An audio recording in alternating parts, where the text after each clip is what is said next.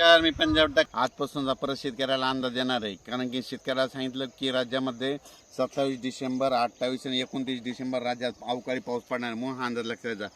पाऊस येणार आहे निश्चित म्हणून हा अंदाज लक्षात द्या. राज्यातल्या सर्व शेतकऱ्याला सांगू इच्छितो, ज्यांचा कांदा काढणी चालू असेल उद्यापर्यंत तुम्ही काय करा, कांदा झाकून ठेवायची तयारी ठेवा. ज्यांची मका उघड्या असेल तर मका देखील झाकण्याची तयारी ठेवा म्हणून हा अंदाज लक्षात द्यायचा. पण राज्यातल्या शेतकऱ्याला सांगू इच्छितो की राज्यामध्ये सांगायचं झालं तर म्हणजे 27, 28, 29 म्हणजे शुक्रवार, शनिवार आणि रविवार पाऊस येणार आहे म्हणून हा अंदाज लक्षात द्यायचा.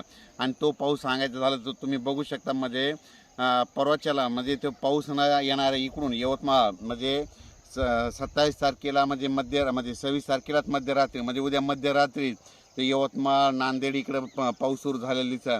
आणि लगेच शुक्रवारच्या नंतर तो पाऊस तिथून पुढं इकडं नांदेड जिल्हा, परभणी जिल्हा, लातूर जिल्हा, हिंगोली जिल्हा, अकोला जिल्हा, वाशिम जिल्हा, त्याच्यानंतर अकोट, शेगाव, खामगाव, त्याच्यानंतर अचलपूर,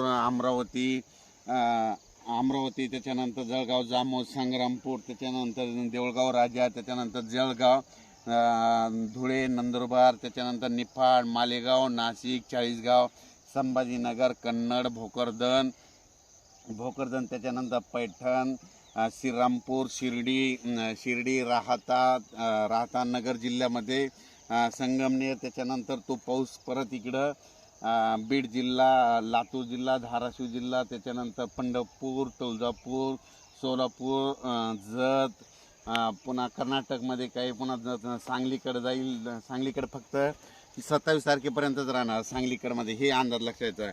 त्याच्यानंतर श्रीगोंदा, त्याच्यानंतर तो पाऊस कडाष्टी, त्याच्यानंतर लगेच इंदापूर, पुणे, तसाच तो पाऊस असा ह्या पट्ट्यात येणार आहे. पण राज्यातल्या सर्व शेतकऱ्याला सांगितलं की म्हणजे राज्यामध्ये इकडं परतवाडा आणि त्याच्यानंतर चिखलदरा त्या भागामध्ये मात्र 27, 28 तारखेला गारपीट होण्याची शक्यता आहे म्हणून हांडला आहे.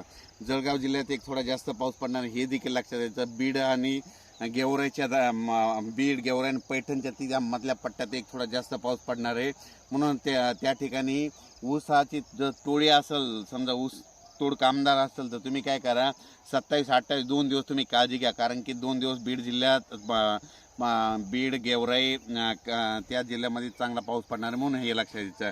जळगाव जिल्ह्यात देखील चांगला पडणार आहे म्हणून हे अंदाज लक्षात आहे. त्याच्यानंतर इथनं बुलढाणा जिल्हा, टुनकी, नांदुरा, संग्रामपूर, शेगाव, अकोट, त्याच्यानंतर डोणगाव ह्या भागा, लोणार ह्या भागात देखील थोडा जास्त पडणार आहे म्हणून तुम्ही तुमची काळजी घ्यायची. अचानक वातावरणात बदल परत मेसेज दिला जाईल. धन्यवाद.